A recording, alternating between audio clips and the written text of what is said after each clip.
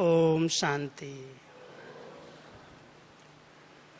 सभी के दिल का गीत सभी ने दिल ही दिल में गाया। कितना ऊंचा बाबा ने हम सबको बनाया है, अपने से भी ऊंचा। कितनी ऊंची पढ़ाई, कितनी ऊंची पालना हम सबको मिल रही है। बाबा के महावाक्य सुनते ऐसी पालना का अनुभव होता है जैसे बाबा वतन में है, लेकिन वतन में होते हुए भी साकार में हम सबको इतनी श्रेष्ठ ऊंचे से ऊंची पालना में पालते हुए आगे बढ़ा रहा है। आज की मुरली भी सबको याद होगी। सभी ने एक चित्र अपने सामने खींचा होगा। ज्ञानी तू आत्मा का बहुत सुंदर चित्र बाबा ने खींच करके हम सबके सामने दिया। उस चित्र में आज मैंने अभी अभी एक और दृश्य इमर्ज किया। ताज भी था, तिलक भी था, तख्त भी था, संपत्ति भी थी, लेकिन छत्र के विषय में बाबा ने आज नहीं बोला। हम सबके ऊपर एक एक संगम युगी ब्राह्मण आत्मा के ऊपर बाबा की छत्र छाया है। और छत्र छाया के कोई राजाई तख्त पर बैठा हुआ हो, लेकिन उसके ऊपर छत्र न हो तो भी शोभा नहीं देता। तो हम सभी संगम युगी स्वराज्य अधिकारी बच्चों पर, राजाओं पर बाबा के याद की छत्र छाया सदा रहती है। कितने प्रकार की हर एक के ऊपर छतरी है। हर एक ने अपने ऊपर किस प्रकार की छतरी रखी है वो हर एक अनुभव कर सकता है, क्योंकि आजकल वैरायटी छतरियों का भी फैशन है। सिर्फ एक कलर की नहीं, अनेक कलर की आती हैं। तो हम सब के ऊपर बाबा के प्यार की, स्नेह की भी छत्र छाया है। बाबा के वरदानों की भी छत्र छाया है। कई बार बाबा कहते हैं अपने ऊपर मस्तक पर बाबा के वरदानों का बृहद हस्त अनुभव करो। चलते फिरते हर कार्य करते ऐसा अनुभव हो कि वतन से बाबा का वरदानी हाथ मेरे मस्तक पर है और मैं आत्मा उसी छतरी के नीचे चल रही हूँ, कर्म कर रही हूँ। एक बहुत सुंदर छतरी हम सब के साथ रहती है। जो आत्माएं जितने शुद्ध संकल्पों में रमण करती हैं, शुद्ध संकल्पों की एक बहुत सुंदर छतरी छत्र छाया के रूप में हर एक ब्राह्मण के साथ रहती है। साधारण व्यर्थ नेगेटिव संकल्प नहीं है। अगर सदा एक शुद्ध संकल्पों में रमण करने का अभ्यास है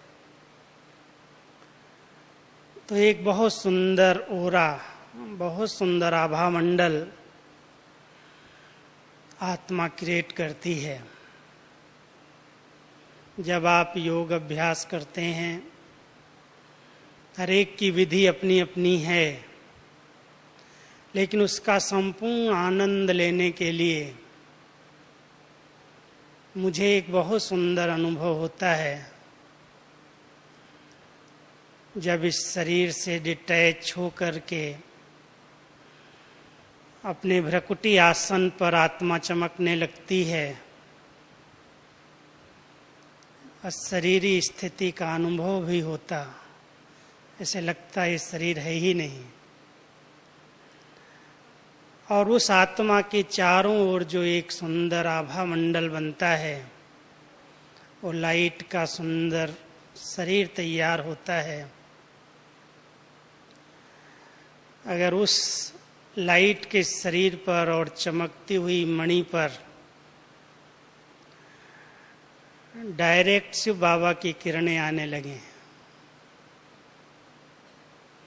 लेजर किरणों की तरह आत्मा उसके नीचे हो, और वो किरणें कई कलर्स में अंदर प्रवाहित हो जाएं, विचार करके देखो क्या अनुभव होगा। मैं समझता हूँ उस समय सीमा समाप्त हो जाएगी। बहुत समय तक उस एक रस स्थिति में बाबा की लाइट और माइट के नीचे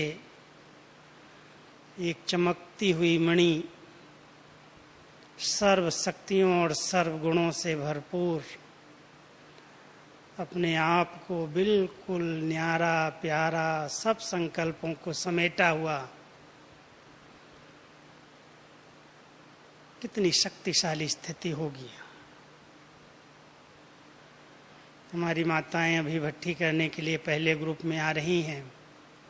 जो आज इस ग्रुप में पहले ग्रुप की माताएं पहुंच गई, वहाँ तो उठाएंगे हैं? अच्छा, काफ़ी आ गए हैं।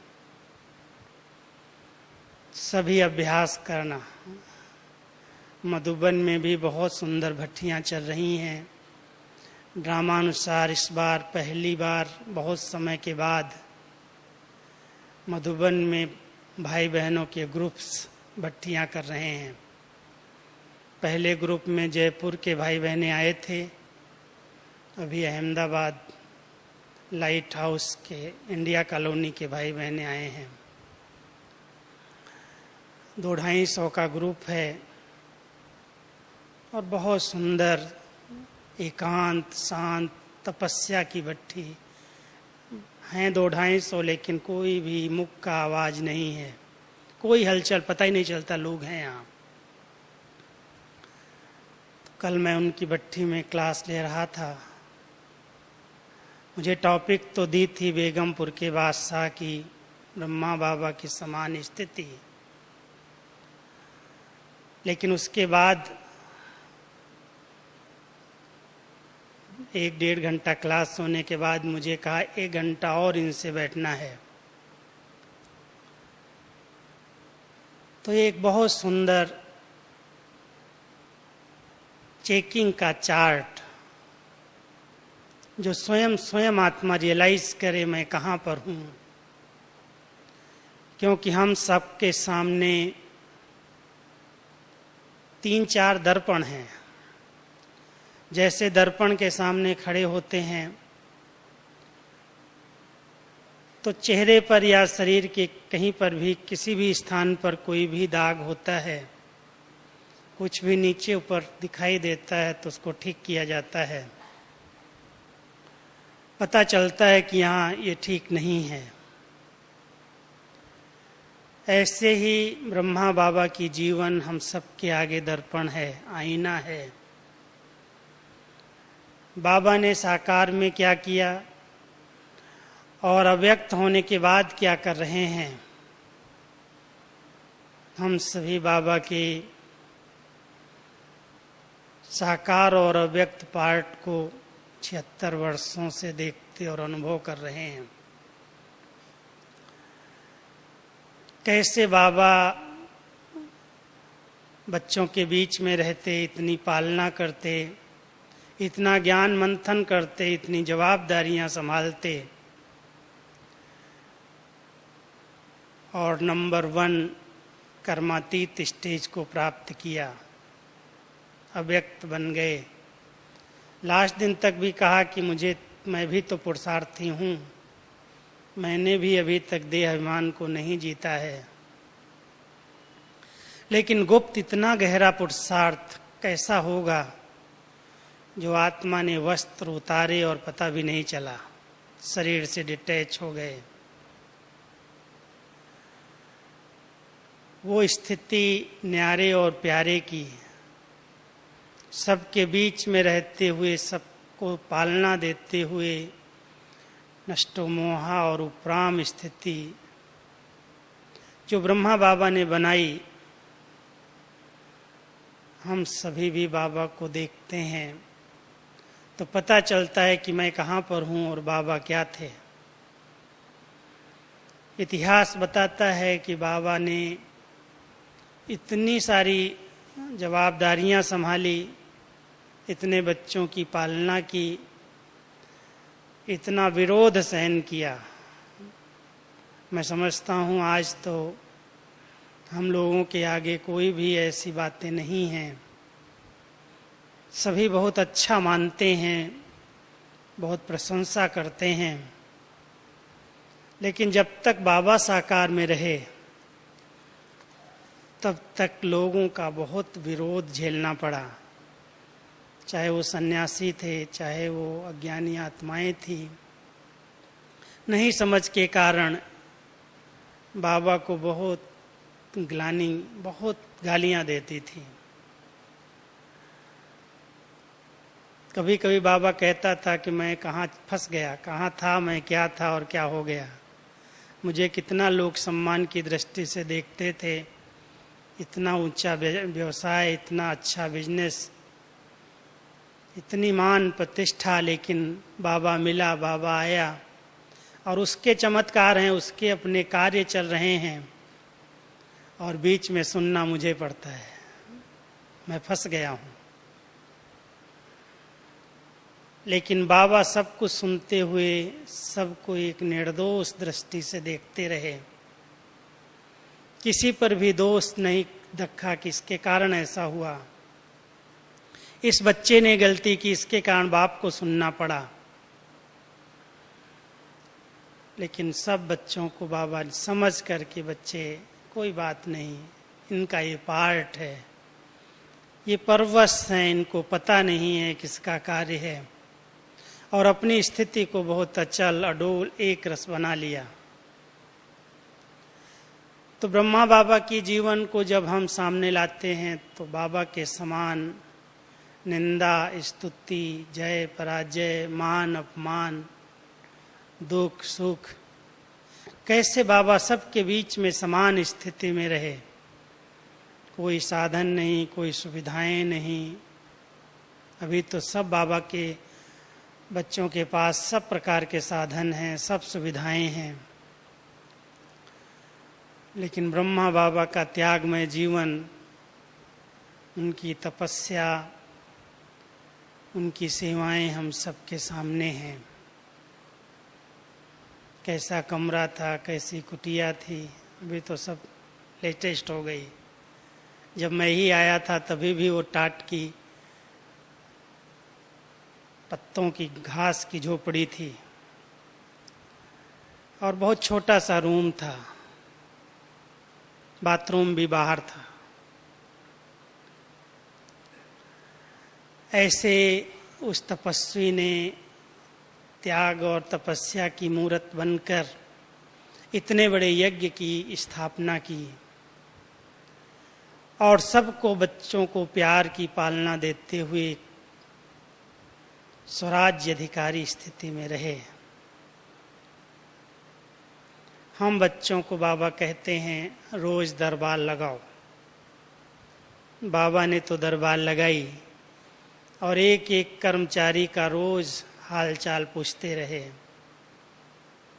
मैं कह रहा था कि हम कितनी बार दरबार लगाते हैं, अपने मन से, अपनी बुद्धि से, अपने संस्कारों से और अपनी स्थूल कर्म इंद्रियों से कितना बात करते हैं, कितना ये मेरे कंट्रोल में है, कितना मेरे अधिकार में है।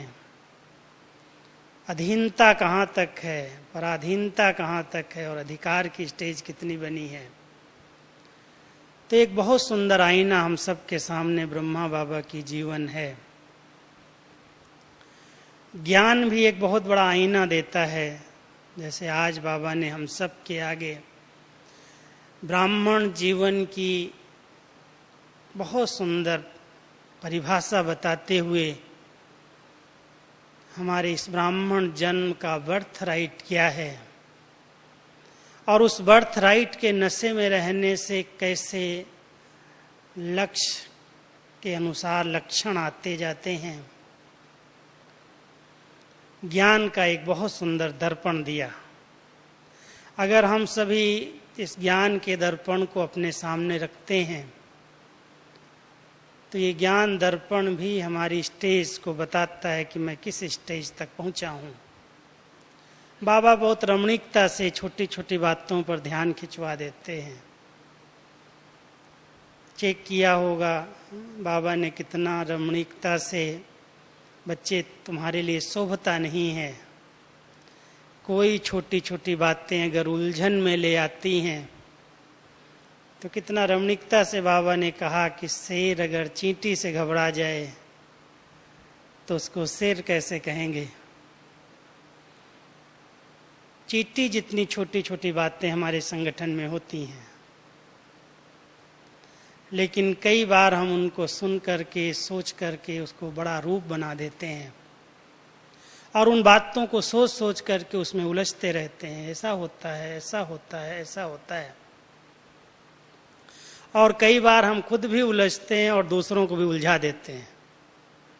मैं अभी 3-4 दिन पहले एक स्थान पर गया था, वेस्ट बंगाल में, कलकत्ता से बहुत आगे। इतना बड़ा सिटी है, करीब 25-30 किलोमीटर में फैला हुआ, और मैं जिस स्थान पर गया इतना छोटा सा स्थान था, 50 स्टूडेंट थे सिर्फ। गया अचानक था, कुछ पता नहीं था मैं कहाँ जा रहा हूँ, क्यों जा रहा हूँ, बाबा मुझे क्यों भेज रहा है। मैंने देखा छोटी छोटी बातों के कारण टीचर से स्टूडेंट, स्टूडेंट से टीचर डिस्टर्ब हो रहे हैं। एक ही स्थान पर एक का सेंटर चल रहा है तो दूसरे ने उसी बाजू में दूसरा स्थान खोल दिया है। समझाने पर भी समझने का प्रयास नहीं है। बाबा की सेवा का बड़ा अच्छा उमंग है सभी के अंदर। बहुत से प्रोग्राम्स रखती हैं बहनें, कोई भाई आते हैं, कोई जाते हैं बड़े। अभी कॉलेज में प्रोग्राम है, अभी ब्लॉक डेवलपमेंट में प्रोग्राम है, अभी कैबल में प्रोग्राम, इतने सारे मेरे प्रोग्राम्स रखे थे।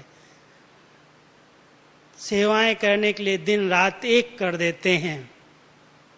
अथक हैं, उनके अथकपन को देख करके धन्य धन्य कहता हूँ। बहुत मेहनत करते हैं। लेकिन बाबा जो आज एक शब्द बोला, सुना है, ध्यान दिया होगा, वो बाप के खाते में गया या पाप के खाते में, बड़ा गहरा शब्द था।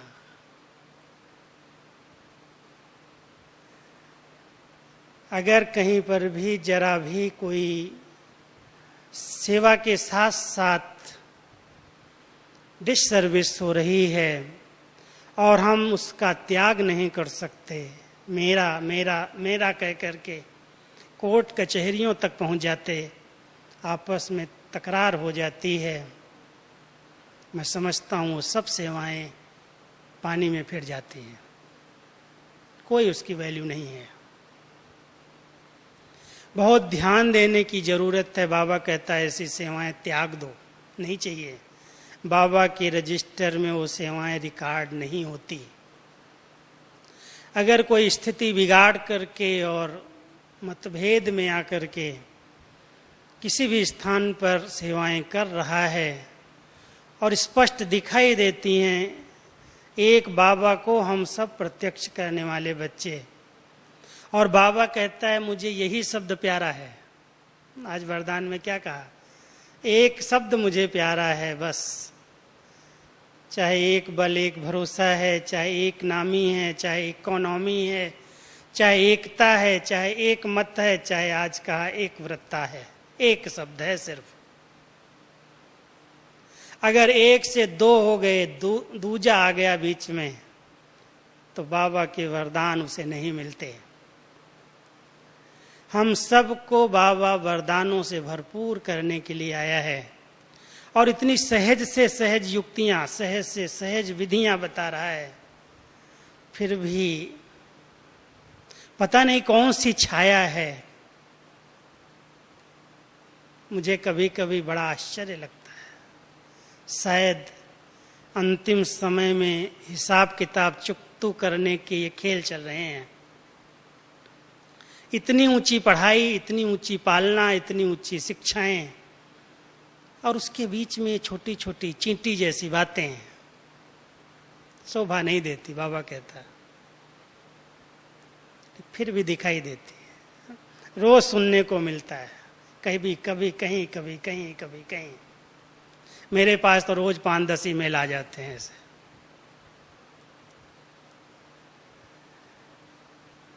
बाबा क्या करे, दादियां क्या करें, बड़े क्या करेंगे।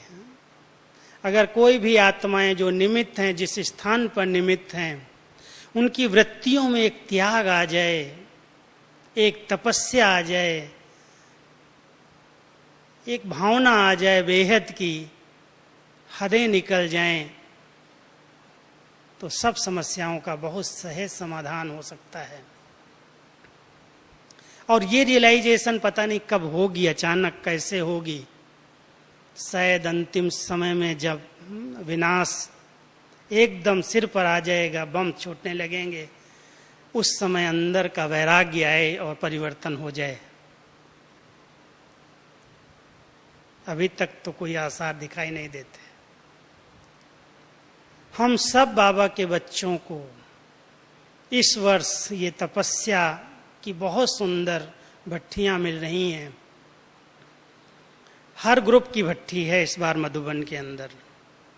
कुमारों की भी है, कुमारियों की भी है, माताओं की भी है, युगलों की भी है, टीचर्स की भी है, समर्पित होने वाली कुमारियों की भी है, समर्पित भाइयों की भी है, आमंत्रित भाइयों की भी है। 7, 8, 10 ग्रुप बने हुए हैं। और मधुबन में भी भट्टियां 10-12 ग्रुप में सितंबर अक्टूबर तक चलेंगी। अब ऐसी कुछ तपस्या हम सब करें जो बाबा की ये आस पूरी की जा सके। जो बाबा कहता है, मैं ऐसे बच्चों से, दिल वाले बच्चों से दिलाराम मिलेगा। तो मिलने के लिए जब बाबा आए तो सभी बच्चों को देखे कि हर स्थान, हर सेवा स्थान और हर ब्राह्मण आत्मा सचमुच संगम युग के बर्थ राइट से संपन्न है। ईश्वरीय सुख, अतीन्द्रिय सुख, बाप दादा की गोदी का झूला कितना सुंदर हम सबको मिला है। हम ब्राह्मण आत्माएं कितना इस झूले में झूलती हैं। बाबा की गोदी में रहने वाला, जैसे कोई बच्चा माँ बाप की गोदी में बैठा हुआ हो, क्या चिंता है, क्या फिक्र है, क्या चाहिए। गोदी का झूला है। संगम युग पर बाबा की अलौकिक गोद हम सबको मिली है। सचमुच अगर देखें इस ब्राह्मण जीवन में, संगम युगी ब्राह्मणों के जीवन के अंदर अप्राप्त नहीं कोई वस्तु। और आज की मुरली में बाबा ने बहुत सुंदर तुलना भविष्य देवताई जीवन से ब्राह्मण जीवन की है। उनका श्रृंगार दासियां करेंगी, वो तो स्थूल जेवरों से श्रृंगार होंगे। लेकिन आप ब्राह्मण आत्माओं का श्रृंगार तो स्वयं ज्ञान सागर बाबा कर रहा है, ज्ञान से, गुणों से, शक्तियों से।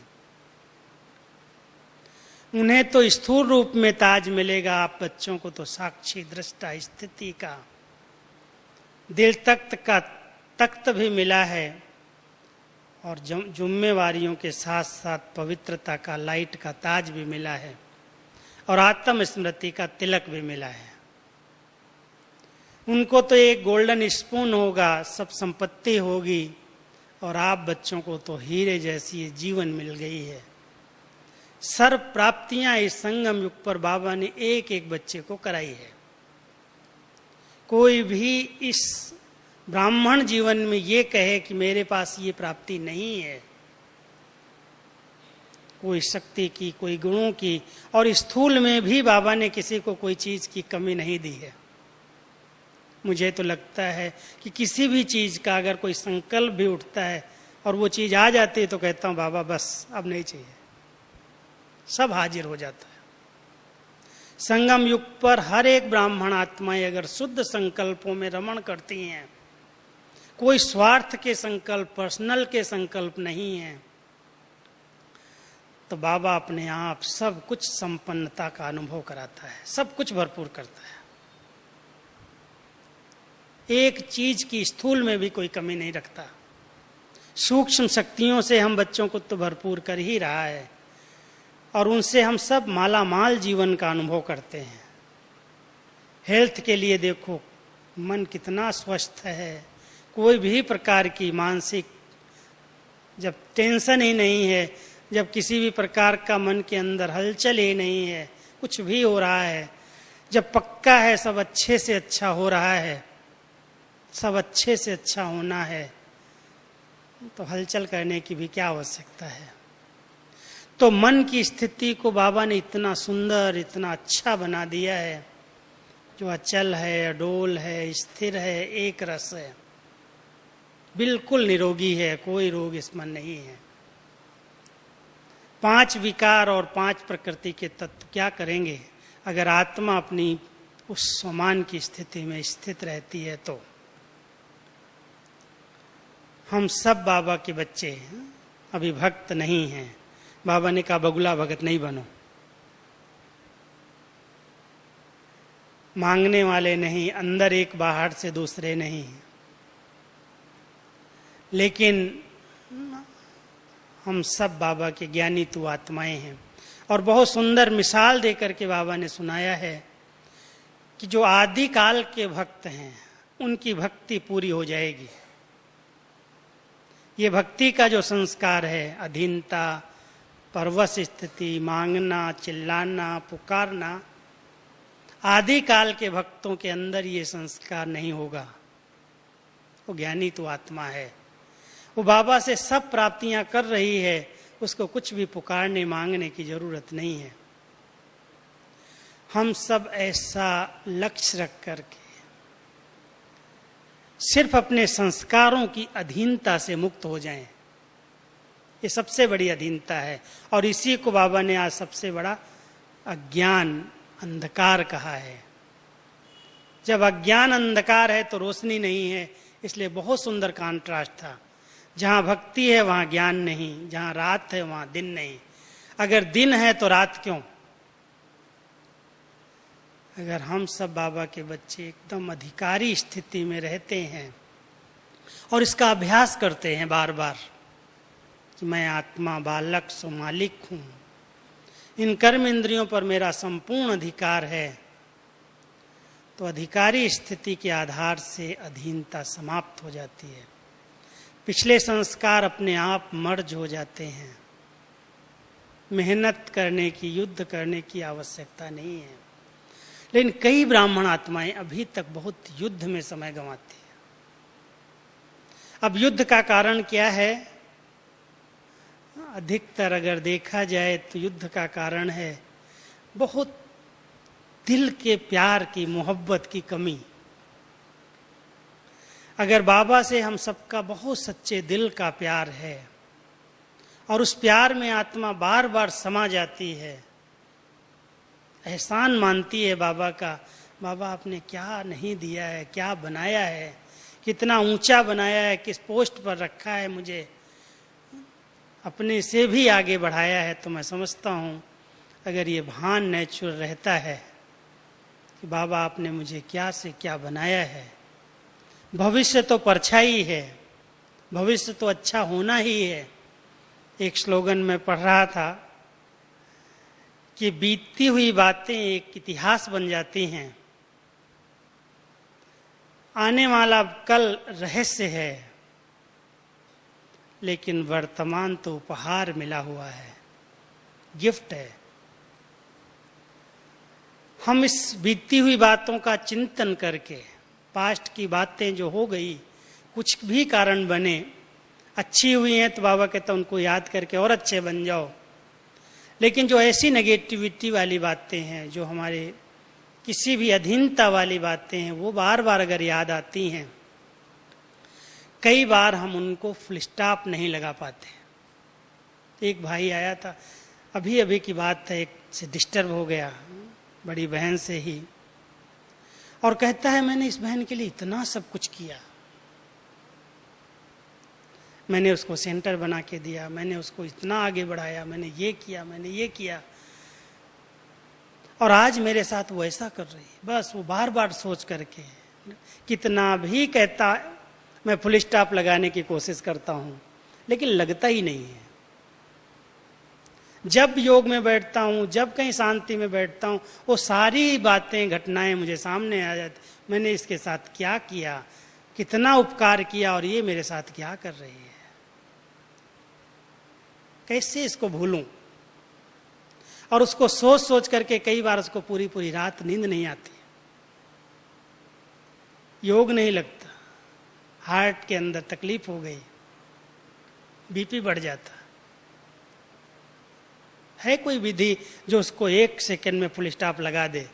कहता है ज्ञान मुझे बहुत है, मैं सब रिवाइज कर लेता हूँ, ड्रामा है, कल्याणकारी है, हिसाब किताब है, पूरा हो रहा है, सब पूरा हो जाएगा, सब अच्छा होगा, बाबा बैठा है, सब ज्ञान है मेरे पास, लेकिन ब्रेक नहीं लगती।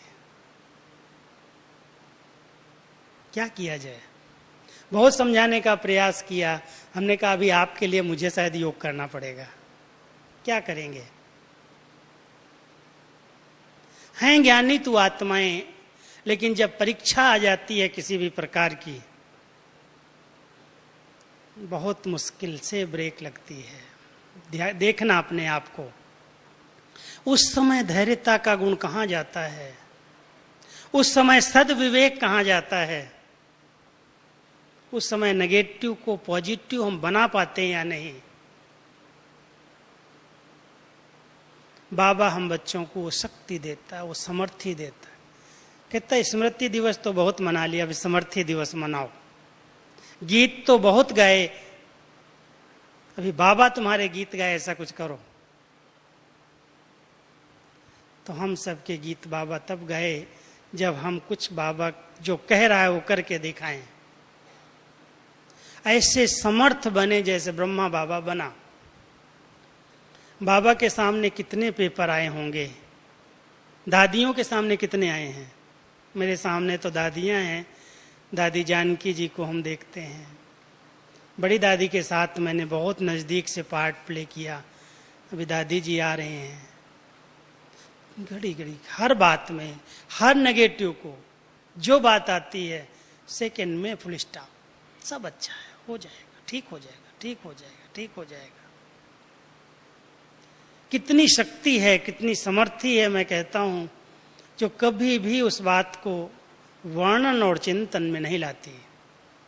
क्योंकि कोई भी बात बड़ा रूप तब लेती है जब 10 लोगों के कान तक पहुंच जाती है। अगर सचमुच ब्रेक लगानी है तो सबसे पहली परहेज ये करनी होगी कि हम उसका वर्णन करना बंद कर दें। दूसरों को सुनाएंगे तो कहीं न कहीं से लीकेज बढ़ती जाएगी और शक्तियां क्षीण होती जाएंगी। हम सबको शक्तियां बाबा दे रहा है, सकाश भी दे रहा है, मदद कर रहा है, छत्र छाया है उसकी, बड़ों की दुआओं की भी छत्र छाया है, ज्ञान रत्नों की भी छत्र छाया है, श्रीमत पर चले हैं उस श्रीमत भी छत्र छाया है, पवित्र जीवन है, पवित्रता की भी छत्र छाया है। अगर विचार करके देखो कितने प्रकार की रंग बिरंगी छतरी हम सबको मिली है, और उस नीचे उसके अगर हम रहते हैं तो उस छतरी के नीचे रहने से सब प्रकार की समस्याएं परिवर्तित हो जाती, समाप्त हो जाती। कहीं से भी माया की आंच नहीं आ सकती, कोई कितना भी कुछ करे और कहे। लेकिन ऐसी शक्ति केवल बाबा की छतरी में रहने से प्राप्त हो सकती है। बाबा बैठा है, कभी भी कोई बात आती है दादी से पूछो, बाबा बैठा है। हलचल हुई दादी, कुछ हुआ, बाबा बैठा है, ठीक कर लेगा। इतना अंदर का विश्वास है, अंदर का निश्चय है। बाबा बैठा है, हमेशा अंदर से उनके यही निकलता है, सब ठीक हो जाएगा। एक बार बाबा बड़े मुस्कुराते हुए मधुबन निवासियों से मिल रहे थे, और जो भी नीचे ऊपर बातें होती हैं, कई बार कई बातें सामने होती हैं संगठन में, कभी सरकार की होती हैं, कभी परिवार की होती हैं, तो बाबा को बहुत सारी बातें सुना रहे थे। पहले तो बाबा ने कहा, अच्छा तुम टाइप करना बंद कर दो, तुम माइक बंद कर दो, तुम ये सब बंद करो। सबको बंद करा दिया। मैं टाइप कर रहा था, मुझे कहा तुम बंद करो टाइप करना, सीधा ही बोला टाइप करना बंद करो। पता नहीं बाबा को क्या बोलना है, बोल करके मुस्कुराते हुए कहता है, बच्चों ने बहुत सारी बातें सुनाई, लेकिन जो आने वाला सवेरा है उसको कौन रोक पाया है? क्या कोई चीज रोक सकती है? विश्वास, है निश्चय, बातें तो आएंगी ही, पहाड़ जैसी आएंगी। तोड़ो मत पहाड़ को। अगर पहाड़ को तोड़ने लगेंगे, पहाड़ के लिए सोचने लगेंगे, तो बहुत बड़ी बात आ गई, तो कभी भी आप उसको क्रॉस नहीं कर पाएंगे। या तो इतनी ऊंची स्थिति में स्थित हो जाओ जैसे उड़ करके ऊपर से पार हो गए, पहाड़ नीचे रह गया, छोटा हो गया और मैं ऊपर से चला गया। या तो एक ऐसा पॉजिटिव दृष्टिकोण बना करके इधर से इधर निकल जाओ, रास्ता ले लो, क्रॉस कर लो। व्यर्थ संकल्पों के क्यों, क्या, कैसे, ऐसे कैसे हुआ, ऐसा होता है क्या, कभी सोचा ही नहीं था, यहां भी ऐसा हो गया। अगर इस प्रकार के प्रश्नात्मक चिन्ह उठ गए तो पहाड़ बड़ा होता जाएगा। तोड़ने लगेंगे और थक जाएंगे, निराश हो जाएंगे, हताश हो जाएंगे। बाबा हम सबको समर्थ स्थिति में रहने की शिक्षाएं दे रहा है। समर्थ बनो, शक्तिशाली बनो, और हर नेगेटिव बात को पॉजिटिव में चेंज करो। कितना भी बड़ा पेपर आ जाए, पेपर हाल में बैठे हैं, आएगा, पार हो जाएगा। पास होने वाला, पास करने वाला हमारा साथी है। कलप कलप मैंने पास किया है, मैं बाबा का विजयी रतन हूं। विजय हमारा जन्म सिद्ध अधिकार है, ये मेरा बर्थ राइट है। अगर इस प्रकार के संकल्प निश्चय के किए जाते, संकल्प को इमर्ज रखते हैं, मर्ज नहीं कर दें। कई बार वो बातें मर्ज रहती हैं, इमर्ज नहीं होती। नशा जो बाबा ने आज दिलाया, बार बार उसको इमर्ज करो, उसकी स्मृति स्वरूप बन जाओ। अगर उस निश्चय और नशे में हम रहते हैं तो बहुत सुंदर स्थिति बन जाती है, और उस स्थिति के सामने कोई भी परिस्थिति आए वो पार हो जाती। स्व स्थिति इतनी शक्तिशाली हो जो परिस्थितियां अपने आप परिवर्तित हो जाएं। तो वर्तमान समय के हिसाब से बाबा के 77 के महावाक्य हैं, लेकिन आज की इस परिदृश्य के अंदर अगर हम सब इनको प्रैक्टिकल स्वरूप दे दें तो मैं समझता हूँ बाबा की चाहनाएं जो हैं, बाबा जो हम बच्चों में उम्मीद रखता है, आशाएं रखता है, वो हम सब पूरी कर सकेंगे। ओम शांति।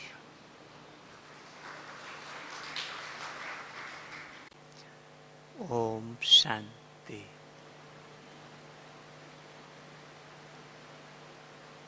हम सभी कार्डली स्टूडेंट हैं। हमारी सबकी पढ़ाई चल रही है, तो इस पढ़ाई का पेपर भी अवश्य होगा, क्योंकि बिना पेपर पास किए क्लास ट्रांसफर नहीं होगा। हम मनुष्य से देवता या कर्मातीत बनकर जब तक घर नहीं चलेंगे, विद आनर देवता बन नहीं सकेंगे। तो अपना सबका अंतिम पेपर यही है जो आज वरदान में था कि सेकंड में फुल स्टॉप लगाने वाले नष्टो मोहा स्मृति स्वरूप भव। अपना पेपर सेकंड का है, नष्टो मोहा स्मृति लब्धा। दो चीज है एक साथ, नष्टो मोहा भी बनना है और स्मृति लब्धा भी बनना है। एक ही चीज हो तो सहज है। जैसे सन्यासी सब छोड़कर चले जाते हैं, परिवार से नष्टो मोहा हो जाते, लेकिन भगवान के साथ स्मृति लब्धा नहीं हो पाते।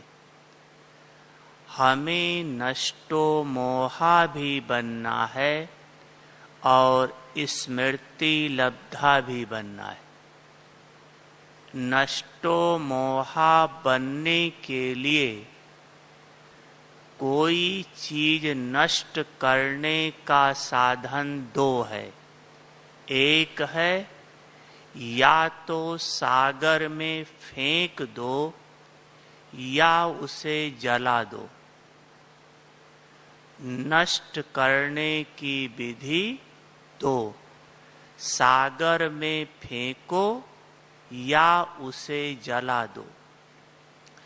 तो मोह को नष्ट करने के लिए या तो इतने ज्ञान की गहराई में चले जाओ, सागर के तले में चले जाओ, जो ज्ञान स्वरूप बन जाओ, तो मोह नष्ट हो सकता है। या बाबा की याद में इतना खो जाओ कि मेरा एक बाबा दूसरा न कोई, तो मोह नष्ट हो जाएगा। लेकिन हमें सिर्फ नष्ट ही नहीं करना है, एक तरफ मोह को नष्ट करना है, दूसरी तरफ अति मोह में जाना है। देह, देह के संबंध और देह की वस्तु, इनसे मोह नष्ट करना है। और इनसे न्यारी जो आत्मा और आत्माओं का पिता परमात्मा, आत्मा को परमात्मा के साथ अति मोह रखना है।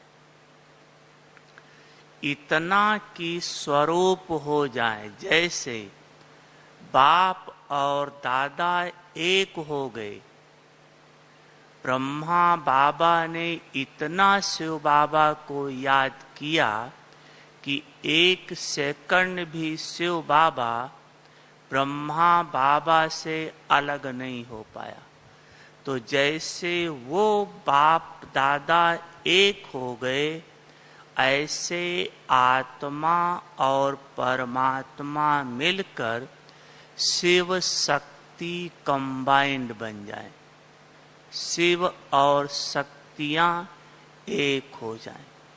तो नष्टो मोहा बनने के लिए 5 स्वरूपों को अगर हम गहराई से प्रैक्टिस करके प्रैक्टिकल में ले आएं, तो सेकंड में नष्टो मोहा बन सकते। वो 5 स्वरूप है।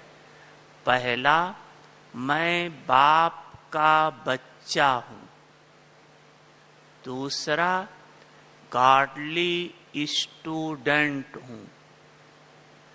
तीसरा, रूहानी यात्री हूँ। चौथा, खुदाई खिदमतगार हूँ। पांचवा, योद्धा हूँ। इन 5 को आप गहराई से लाओ अपने जीवन में, जैसे पहला है मैं बच्चा हूँ। नॉलेज हम सबको है कि शिव बाबा या ब्रह्मा बाबा मुझ आत्मा का या ब्राह्मण का पिता है, हम उनके बच्चे हैं। सिर्फ नॉलेज है, लेकिन इस नॉलेज को प्रैक्टिकल स्वरूप में नहीं ला पा रहे।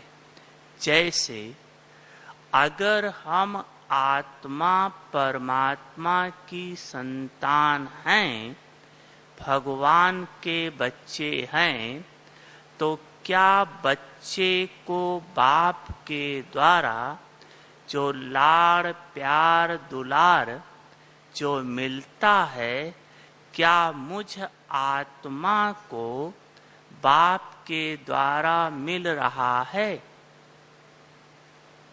क्या ये अनुभव होता मैं बच्चा हूं? जैसे देखो लौकिक में कभी बाप बच्चे को कंधे पर बिठाता है, कभी गोद में बिठाता, कभी सिर के ऊपर बिठाता है, लाड़ प्यार देता है। क्या मैं ब्राह्मण आत्मा क्या भगवान के इस लाड़ प्यार को अनुभव कर पा रही हूँ कि भगवान कभी हमें कंधे पर बिठा रहा है, कभी दुलार दे रहा है, कभी प्यार दे रहा है? ये अनुभव हो रहा है? या ऐसे ही कहते बच्चे हैं? अगर बच्चे रूप का अनुभव हो जाए, होता रहे, भगवान हमारा बाप है और उस माँ बाप से प्यार का सुख मिलता रहे, तो बुद्धि तो भगवान के आगे और कहीं जाने का सवाल ही नहीं होता है। अगर जाती है तो अभी भगवान का प्यार मिल नहीं पा रहा है। और क्यों नहीं प्यार मिल रहा है?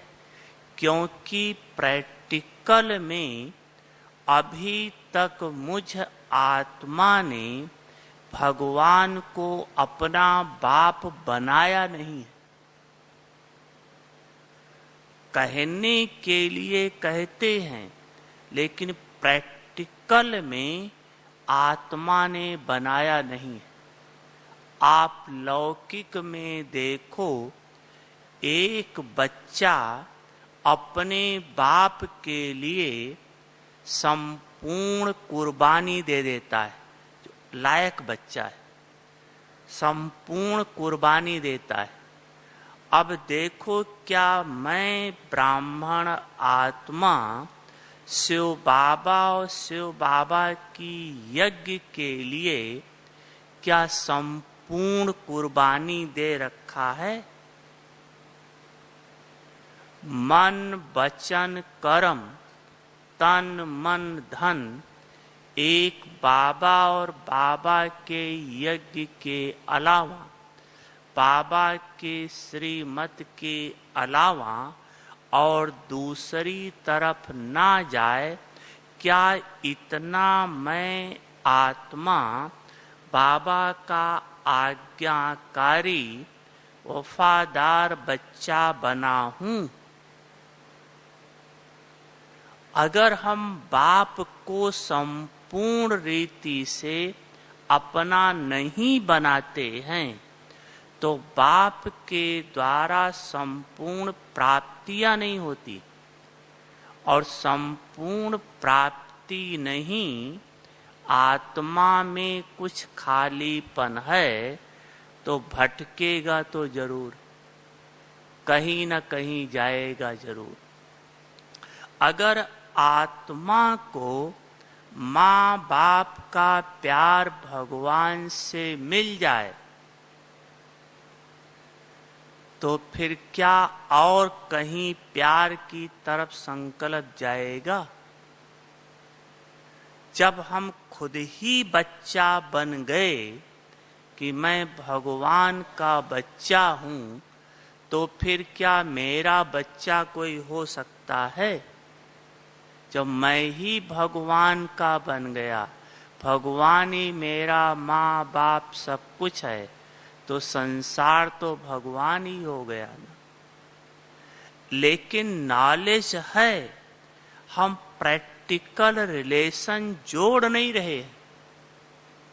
नॉलेज है सिर्फ, लेकिन नॉलेज को जब प्रैक्टिकल में ले आएंगे, फिर प्रैक्टिकल में प्राप्ति होने लगेगी, फिर और तरफ बुद्धि जाने का सवाल ही नहीं। मम्मा अमृत बेले सबसे पहला यही एक मम्मा का गुण था कि जो अमृत बेले बाप से सर्व संबंधों का डीप में जाकर रसना लेती थी, जिससे आत्मा एकदम तृप्त भरपूर रहती थी, बस एक के प्यार में खोई रह जाती थी। तो यह अपने को चेक करो कि क्या मैं बाप का बच्चा बना हूं। बच्चा का अर्थ ही है बाप की आज्ञा की पालना करने वाला, बाप की हर इच्छा को पूर्ण करने वाला। क्या मैं इतना आज्ञाकारी बच्चा बना हूं कि जो बाबा ने मुरली में कहा, तुरंत मैं आज्ञाकारी बनकर उसी समय वो करने लग जाऊं? क्या ऐसा बच्चा बना हूं? अगर इस तरह से अपने को बच्चा बनाओ, तो बाप की मदद, बाप का आशीर्वाद आपके पुराने खाते को सहज खत्म कर देगा। वो काम फिर बाप का हो जाएगा। आपके पुरुषार्थ में विघन नहीं पड़ेगा। अगर इस तरह से बाप के आज्ञाकारी बन जाओ कि बाबा ने कहा और करने लग जाओ। ये कल अनुभव करके देखो, मुरली सुना और उसी समय करने का संकल्प लो और करने का थोड़ा पुरुषार्थ करो। देखो आप अनुभव करेंगे अंदर की खुशी, और ऐसे लगेगा कि जैसे बाप आशीर्वाद दे रहा है, शाबाश बच्चे, शाबाश बच्चे, अनुभव होने लगेगा। ये प्रैक्टिकल प्राप्ति होने लगेगी। लेकिन जब इस प्रकार के आज्ञाकारी बने तब, तो पहली बात है, मैं आत्मा, ब्राह्मण आत्मा, भगवान का बच्चा हूं। बच्चे की स्मृति रहे, बाप और बच्चे का रिलेशन याद रहे कि मुझ बच्चे का बाप के प्रति क्या फर्ज है, मुझ बच्चे को बाप का क्या डायरेक्शन है। उस डायरेक्शन को मैं पूरा प्रैक्टिकल में कर रहा हूं। फिर देखो बाप के आशीर्वाद और प्यार और शक्ति का अनुभव। फिर मन नहीं भटकेगा। जो मन इधर उधर जाता है वो नहीं भटकेगा। दूसरा है, गॉडली स्टूडेंट हूं। मुरली हम सब रोज सुनते हैं, लेकिन स्टूडेंट की जो विशेषता है, क्या उस विशेषता स्वरूप बनकर सुनते हैं? लौकिक में भी जो बच्चे गुरुकुल में पढ़ने जाते थे, पहले तो गुरुकुल ही हुआ करता था, तो उस स्टूडेंट की भी 4 विशेषता थी। वो जो विद्यार्थी होते थे, चाहे राजा का लड़का जाए चाहे साधारण जाए, लेकिन 4 विशेषताएं होती थी। वो विशेषताएं हम आप सब भी गुरुकुल में पढ़ रहे। गुरुकुल माना गुरु के डायरेक्शन के प्रमाण चलने वाले। वो था, पहला था बको ध्यानम ब्रह्मचारी। बको ध्यानम ब्रह्मचारी, स्वान निद्रा अल्पहारी। ये 4 विशेषता अज्ञान काल की भी थी। बको ध्यानम, बको माना बगुला। जैसे देखा होगा या सुनते होंगे कि बगुला जब मछली को पकड़ता है, खाता है मछली को, तो एक पैर पर खड़ा रहता है आधा पौना घंटा 2 घंटा, जब तक मछली नहीं आ जाती है, छपट नहीं लेता है, तब तक वो एक पैर पर एकदम एकाग्र खड़ा रहता है, जरा सा भी नहीं हिलता है। इतना उसका मन बुद्धि बस उसी पर, मछली पर एकाग्र रहती। इसीलिए कहा गया बको ध्यानम, ध्यान आपका बगुले की तरफ हो, जैसे सिर्फ सिर्फ सिर्फ मछली बस, और कुछ नहीं। मन बुद्धि संस्कार तन मन सब एकाग्र मछली पर। तो वो तो सिर्फ एक अपने पेट के आहार के लिए था। आप रास योगी हो, आपका ध्यान स्वार्थ नहीं, लेकिन आपका ध्यान विश्व की सर्व आत्माओं का, संसार की सर्व आत्माओं का पेट भरना है।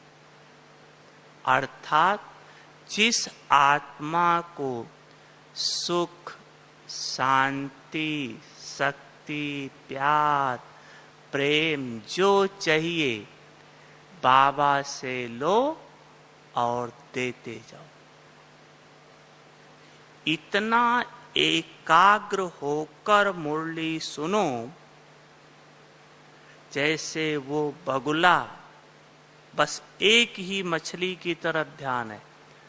ऐसे आपका मन बुद्धि तन मन बाबा के महावाक्यों पर। तन का अर्थ, जब मन बाबा पर केंद्रित है तो ये तन भी नहीं हिलेगा, इसमें भी हलचल नहीं आएगी। मन हिलता है तो ये हिलता है। जब मन संकल्प इधर उधर का जाता है तो ये हिलने लगता है, उलट पलट होता है। तो इतनी एकाग्रता से सुनो, फिर देखो कि मुरली का सुख क्या होता है।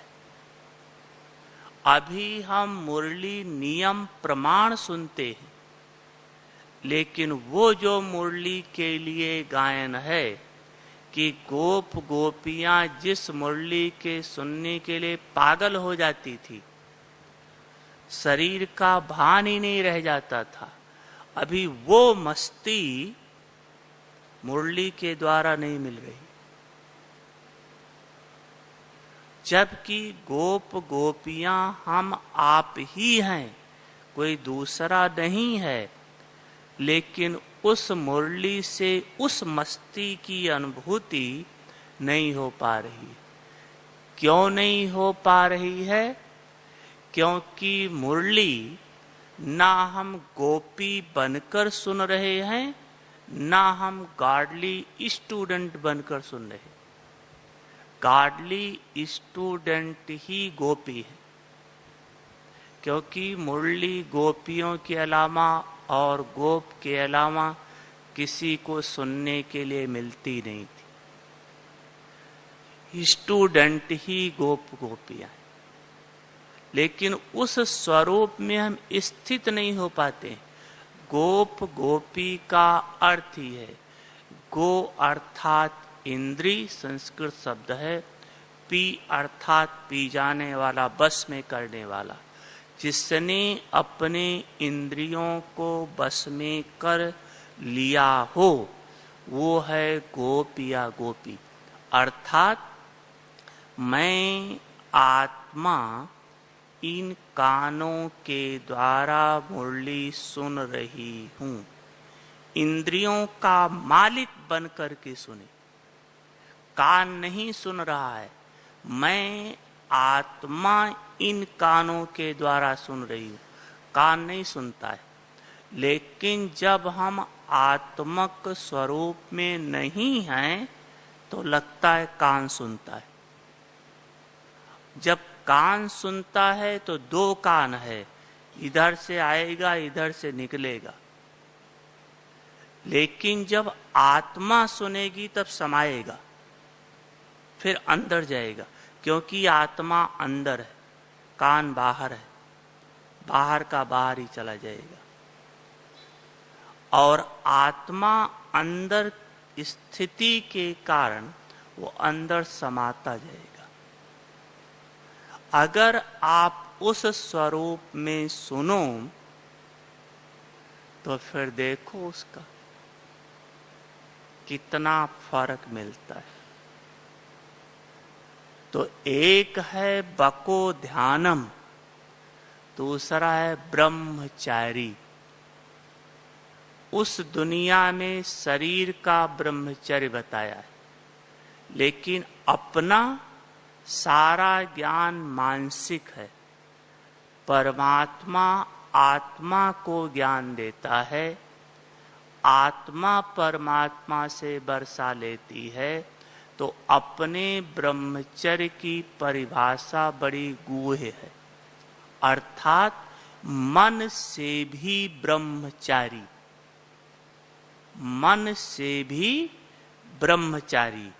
ये बहुत ऊंची स्टेज है। महाभारत में दिखाते हैं,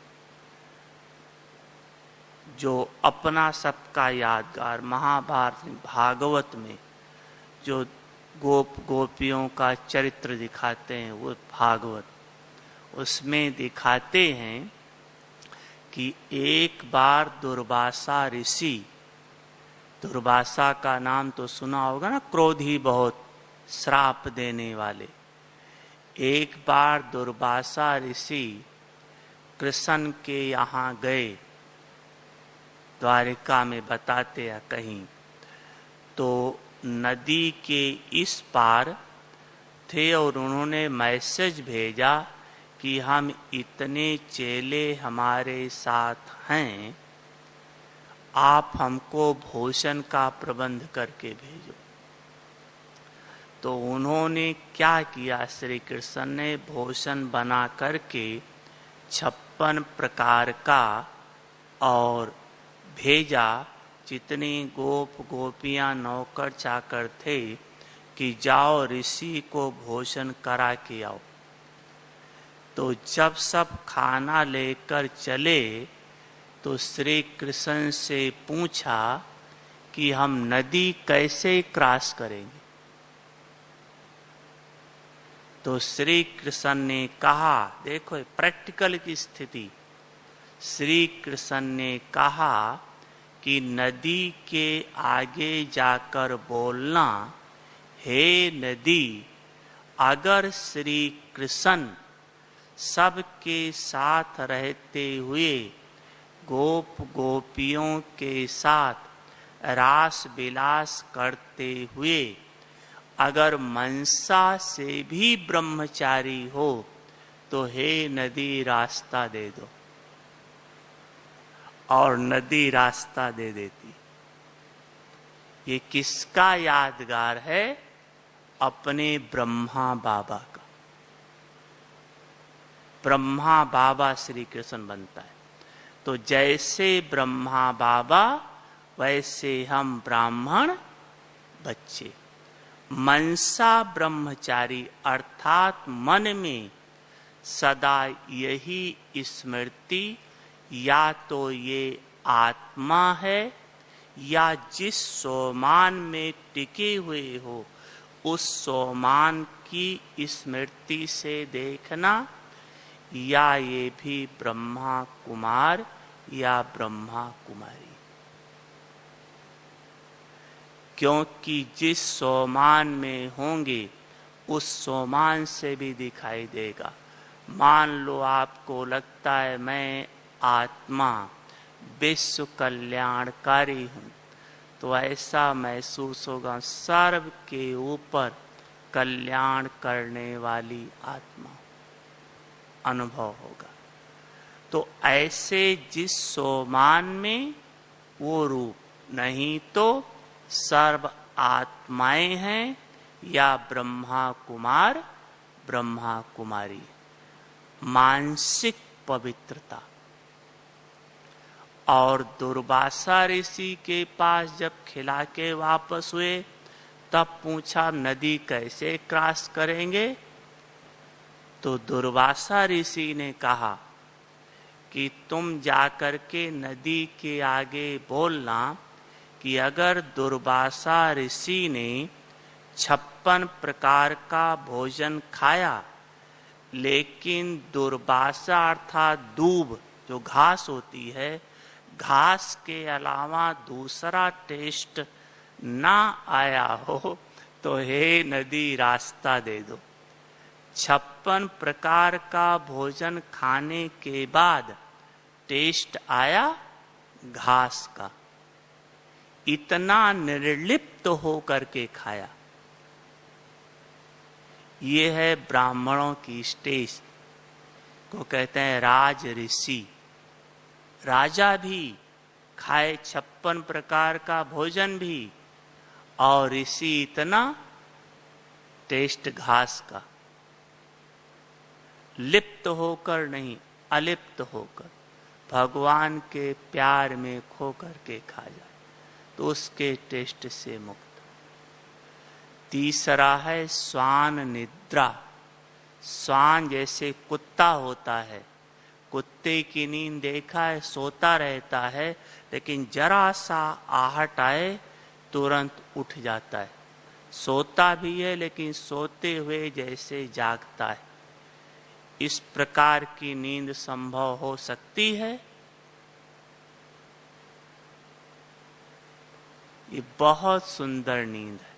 ऐसी नींद अपने ब्रह्मा बाबा की थी। दादियां सुनाती हैं कि जब कभी भी हम सब जाते थे बाबा के कमरे में, चाहे रात का 1 बजा हो, 2 बजा हो, 3 बजा हो, बाबा सोया है, लेकिन जैसे कोई दरवाजे के आगे पहुंचता था तुरंत बाबा कहता था आओ बच्चे आओ, जैसे बैठा हुआ है। इतनी नींद हल्की थी। इसका राज क्या है? क्यों हल्की नींद थी? जबकि आजकल के डॉक्टर कहते हैं बहुत डीप नींद चाहिए।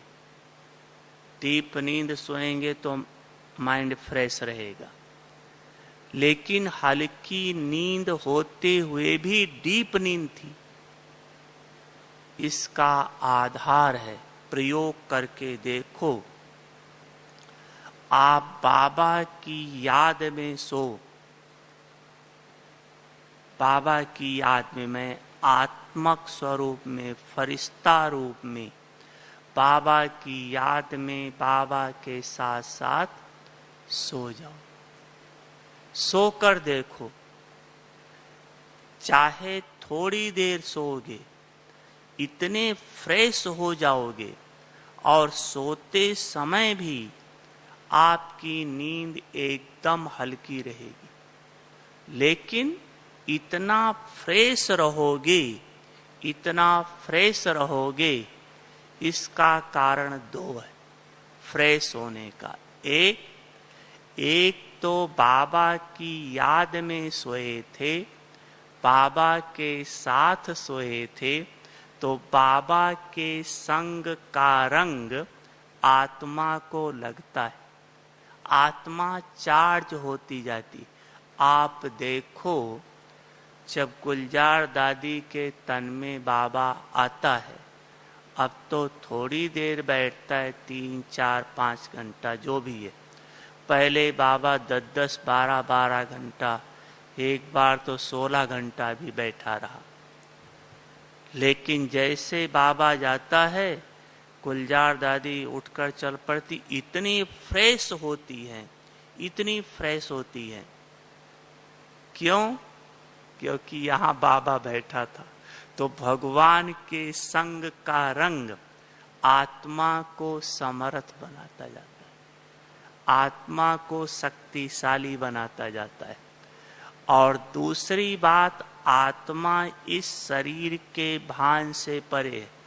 ये शरीर किसी का 50 किलो, 60 किलो, जो जितना वजन हो, इतना वजन उठा के सदा आत्मा चलती है। और जब इस भान से परे है तो इतने वजन से तो मुक्त है ना, तो कितनी हल्की हो जाएगी। कितना वजन लेकर चलती है सदा, लेकिन इस भान से मुक्त तो हल्की। तो एक तो नींद भी हल्की, लेकिन बाबा के साथ रहने के कारण, प्राप्ति होने के कारण आत्मा भरपूर है। एक मुरली में बाबा ने कहा था कि अगर आप, अबे लास्ट का समय आएगा, आपको नींद का समय नहीं मिलेगा। चारों तरफ बेचारे हाहाकार हो रहा होगा, आपके पास सुख की, शांति की, शक्ति की लाइन लगी रहेगी, पुकारेंगे। आप उनके पुकार के आगे स्वयं को सुला नहीं सकोगे। लेकिन उस समय बाबा ने कहा था कि 5 मिनट टोटल अशरीरी हो जाओ, बाप के पास बैठ जाओ, तो 5 मिनट का अशरीरीपन का अभ्यास 5 घंटा रेस्ट के बराबर हो जाएगा। इतना आत्मा को बल मिलेगा। तो स्वान निद्रा और अल्पाहारी, थोड़ा खाना। देवताओं के लिए गायन है, खाना थोड़ा खाते। ब्राह्मण भी ज्यादा नहीं खाते हैं, लेकिन अगर मन पसंद मिल गया तो अल्पाहारी नहीं रहते। उस समय फर्क पड़ जाता है। मन पसंद चीज आ गई तो थोड़ा अंतर पड़ता है। लेकिन ये है, हम जीभ के टेस्ट में फंस गए, आकर्षण में आ गए। अगर इस प्रकार के आकर्षण में आते रहे, बड़ी गहरी बात है। एक चीज, जीभ को अच्छी चीज मिल गई जो आपने खा लिया, तो अच्छी चीज प्राप्ति के लिए बार बार संकल्प चलता रहेगा। बहुत गहरी बात है ये। एक बार खा लिया तो छूट नहीं गए। एक बार जीभ के टेस्ट से खाया तो बार बार के लिए फंसते जाओगे। क्योंकि जो चीज अच्छी लगी, संकल्प चलेगा प्राप्ति का, वो ऐसा मिले, वो ऐसा मिले, फंसते जाएंगे। अल्पाहारी, और इसकी विधि आप प्रयोग करके देखो। अभी खाना खाओगे जाके, कि जितना बाबा की याद में रहकर खाओगे, जितना याद में रहकर खाओगे, उतना ही खाना खा सकोगे जितना जरूरी है। ज्यादा जाएगा ही नहीं अंदर, रुक जाएगा संकल्प। तो ये स्टूडेंट की निशानी अज्ञान काल में बताई थी। तो हम आप सभी गॉडली स्टूडेंट हैं। गॉड पढ़ाता है तो स्टूडेंट बन करके पढ़ाई पढ़े। नियम प्रमाण नहीं। नियम प्रमाण तो भक्ति होती है, 7 दिन का पाठ सुनना है, ये करना है, वो करना है, उसका भी भावना का भाड़ा मिलता है। अगर स्टूडेंट बन करके, गॉडली स्टूडेंट बन करके अगर मुरली सुनो तो मुरली पर नाचोगे। नाचोगे मतलब मुरली के बड़े गहरे राज को समझ सकोगे, जिससे मन खुश हो जाएगा। अभी हम मुरली सुनते मन खुश नहीं हो पाता है। क्यों नहीं? क्योंकि मुरली के द्वारा हमें मिल नहीं रहा है। जबकि भगवान कहता है एक एक बरसंस लाखों रुपए के हैं लाखों के, लेकिन मिल नहीं रहा एक पैसा भी। इसलिए खुश नहीं हो पा रहे हैं, क्योंकि उस चीज की अनुभूति नहीं हो रही है, प्राप्ति नहीं हो रही है। ना ज्ञान के गहरे राज का, और ना जो ज्ञान सुनाया उसका स्वरूप बनो तो उसका सुख क्या होता है, उसकी प्राप्ति का फल क्या होता है। जब वो आत्मा अनुभव करे तब तो खुशी में नाचे, लेकिन वो हो नहीं पाता है, मिल नहीं रहा है। इसलिए गोप गोपियां कहलाते हुए भी नाच नहीं रहे। इसके पीछे भी इनके पाप कर्मों का फल भी है जो रुकावट डालता है, लेकिन उसको खत्म भी तो करना है। थोड़ी हाय कह के छूट जाएंगे क्या? खत्म भी करना है, और खत्म करने की विधि यही है। अगर गॉडली स्टूडेंट बन करके गॉड से पढ़ो तो ये पढ़ाई ऐसी है, पढ़ाई के लिए कहा गया सोर्स ऑफ इनकम है। इतना इनकम हो जाएगी जो आपका पीछे की बात सब दब जाएगी। अभी इनकम नहीं हो रही है, प्राप्ति नहीं हो रही, अनुभव नहीं हो रहा है। होता है लेकिन जितना चाहिए नहीं हो रही। इस कारण से हम नाच नहीं पा रहे, और इसके कारण से पढ़ाई बुद्धि में नहीं बैठी तो सारा दिन व्यर्थ संकल्प चलने की मार्जिन पूरा रहती है। और व्यर्थ संकल्प चला तो व्यर्थ से नष्टो मोहा तो नहीं हो पाएगा, और यही व्यर्थ अंत में फेल कर देगा। इसलिए नष्टो मोहा बनने के लिए दूसरी बात जो बताई, गॉडली स्टूडेंट। तीसरी बात है यात्रा पर हूं।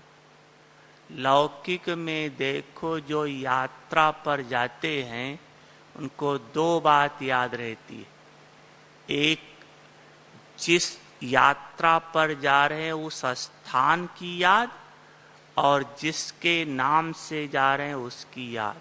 जैसे मान लो अमरनाथ जा रहे हैं तो अमरनाथ शिव बाबा भी याद है, लिंग बर्फ का, और अमरनाथ स्थान भी याद है। तो 2 बात सदा हम सबको याद रहनी चाहिए, बाप और घर। वो घर किसका है? बाप का है, हमें वहीं चलना है। तो बाप और घर अगर यह निरंतर याद रहे, अर्थात हर ब्राह्मण आत्मा को यह स्मृति रहे कि हम यात्रा पर हैं, यात्रा पर हैं, तो यात्रा माना ही बाप और घर की याद। फिर दूसरे संकल्प की तो मार्जिन ही नहीं। हम यह भूल जाते हैं हम यात्री हैं, तो फिर दूसरा संकल्प आ जाता है। चौथी बात है योद्धा हूं। योद्धा माना विजय प्राप्त करने वाला। किस पर विजय? माया पर। हम योद्धा हैं ये भूल जाते हैं, इसलिए माया से युद्ध नहीं करते।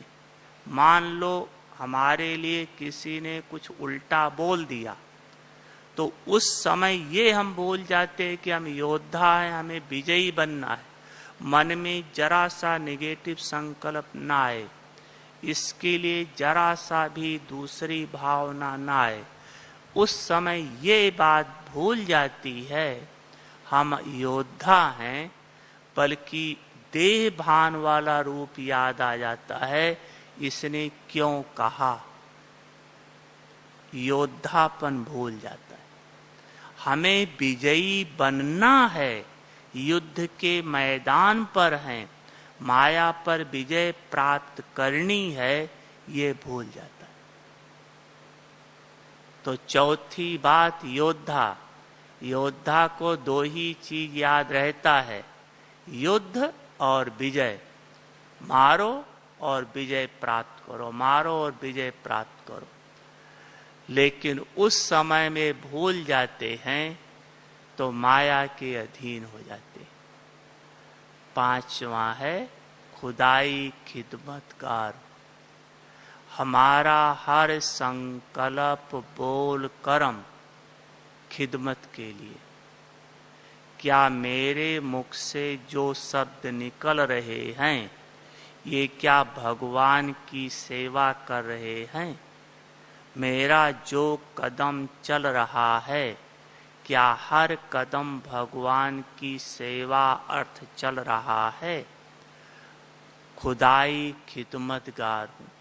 हमारा हर संकल्प, बोल, कर्म, दृष्टि, वृत्ति सब खिदमत के लिए, सेवा के लिए। जब इस तरह से अटेंशन हो, फिर आप जाकर के अंत में नष्टो मोहा स्मृति लब्धा बन पाएंगे। ऐसे सिर्फ बैठकर योग करो, अच्छा है, लेकिन योग लगेगा नहीं। बैठकर कब तक करते रहोगे? कर्म में तो आना ही। इसलिए बैठकर प्रैक्टिस करो, लेकिन प्रैक्टिकल कर्म क्षेत्र पर उस बात को लाओ, तो प्रैक्टिस और प्रैक्टिकल करते करते स्वरूप बन जाएंगे। अच्छा, ओम शांति।